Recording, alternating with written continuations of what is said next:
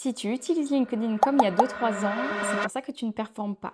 Parce que grosso modo, LinkedIn a énormément changé ces derniers temps et la concurrence est beaucoup plus rude qu'avant. En bref, à l'époque, LinkedIn, il y avait peu d'utilisateurs vraiment actifs. Donc, grosso modo, dès que vous faisiez un post, il était propulsé. Du coup, il faisait beaucoup de vues parce que il n'y avait pas tant de concurrence que ça. Donc, il n'y avait pas besoin d'être vraiment très très fort dans la création de contenu. Et aujourd'hui, c'est un petit peu différent parce qu'il y a beaucoup plus de personnes qui postent. Et dans ces beaucoup plus de personnes qui postent, il y en a qui vont poster jusqu'à 2 à 3 fois par jour. Donc, vous imaginez la quantité de contenu maintenant que LinkedIn peut avoir par jour. Et c'est pour ça qu'il y a eu une baisse des vues ces derniers temps. Mais là où les gens se plantent, c'est qu'ils disent aujourd'hui que grosso modo LinkedIn est mort. Mais moi je suis pas du tout d'accord. Pour vous expliquer un petit peu mon histoire, moi je suis arrivée sur LinkedIn il y a à peu près 1 an. J'avais rarement posté dessus, j'avais LinkedIn depuis longtemps mais je n'avais jamais été vraiment active sur la plateforme. Et au bout de 10 mois, j'ai réussi à avoir 5 millions de vues. Alors oui, j'ai posté beaucoup, j'ai posté quasiment tous les jours pendant un bon moment et maintenant je suis passée à 3 posts par semaine, mais quand même ça fait quand même 5 millions de vues et c'est pas rien. Peu de gens arrivent à avoir autant de vues. Du coup, je pense être bien placée pour vous dire ce que j'ai fait parce que j'y suis passée il y a vraiment pas longtemps. Donc pour ceux qui sont bloqués ou ceux qui démarrent, je vais vous passer ma strat. La première chose à faire que je vous conseillerais, c'est d'être niché. Parce que par exemple, si vous expliquez que vous travaillez dans le marketing digital, en fait, c'est tellement large que vous allez parler vraiment à personne et du coup, LinkedIn ne va pas savoir à qui faire voir vos posts. On reprend notre exemple de marketing digital. Imaginons, vous vous spécialisez dans le SEO. Et bien du coup, ça va être assez clair. Vous allez parler de SEO, par exemple, pour une cible comme les freelances. Bref, soyez précis et n'hésitez pas à vous spécialiser et vous nicher. La deuxième chose à faire, c'est de bien définir son personal branding. C'est la chose la plus importante parce que c'est ce qui va véhiculer certaines émotions, c'est ce qui va faire transparaître votre personnalité, c'est la façon dont vous allez communiquer avec les gens et c'est les émotions que vous allez leur faire vivre. Et c'est votre axe de différenciation.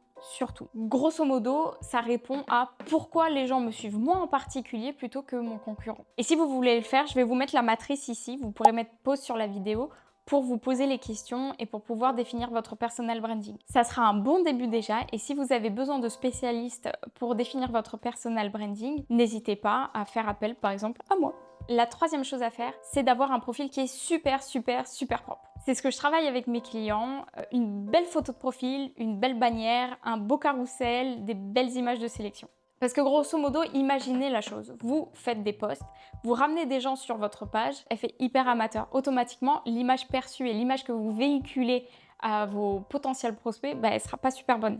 Donc, il est essentiel de le travailler en profondeur. Soit vous de votre côté, soit avec un pro. Donc, qu'est-ce qu'il faut faire? Déjà, avoir une belle photo de profil, si possible non générée par IA. Pourquoi non générée par IA? Parce que grosso modo, vous allez faire un petit peu trop lisse. Je vous conseille vivement de faire appel à un photographe. Je vais vous expliquer pourquoi. D'un, vous allez avoir un univers beaucoup plus défini. Et de deux, les photos seront beaucoup plus quali. Ensuite, c'est d'avoir du coup la bannière de profil qui est hyper pro. Dedans, il faut qu'il y ait votre tagline, des preuves clients, donc ça peut être des logos, ça peut être des photos de clients, etc. Et la promesse que vous faites à vos clients, donc ce que vous apportez grosso modo à vos clients.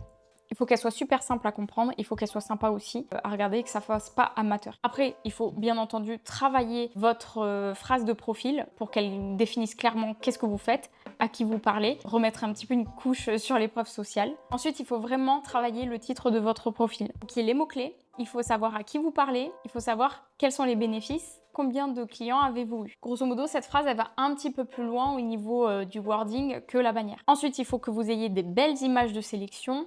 Les images de sélection, c'est un petit peu comme des gros boutons sur LinkedIn où vous pouvez cliquer dessus et ça vous ramène soit vers votre lien Calendly, soit sur votre site internet, etc., etc. Et ensuite, je vous conseille vraiment d'avoir un carrousel qui est en lien avec votre identité visuelle, comme ça on va vraiment vous reconnaître.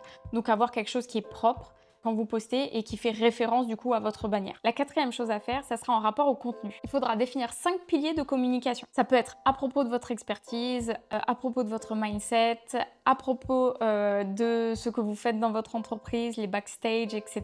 Donc ça va être tout le contenu que vous allez développer et vous allez rester cadré là-dessus. Moi par exemple, dans mon cas, j'ai personal branding, stratégie éditoriale, j'ai à propos de LinkedIn et son algorithme, j'ai mindset et vérité, et j'ai mes posts expertise où je vais parler des clients, des avant-après, etc., etc. Bref, grosso modo, il faut montrer ton taf. Bon, avec tout ça, vous êtes prêts à vous lancer. On arrête d'accuser l'algorithme de LinkedIn sur ses mauvaises stats et on se lance. Et il y a quelque chose que personne ne vous dit, c'est les commentaires. Mais je vais vous expliquer une subtilité. Donc en ce moment, beaucoup de gens vous disent « Oui, il faut faire des commentaires pour réussir sur LinkedIn parce que ça vous met en avant. » En effet, c'est vrai que quand vous avez des gros comptes ou des choses comme ça qui postent, vos commentaires en fait peuvent remonter et si vous avez fait un commentaire pertinent, que d'autres personnes l'ont liké, etc., automatiquement, votre commentaire va être vu parce que LinkedIn affiche un commentaire en dessous des posts.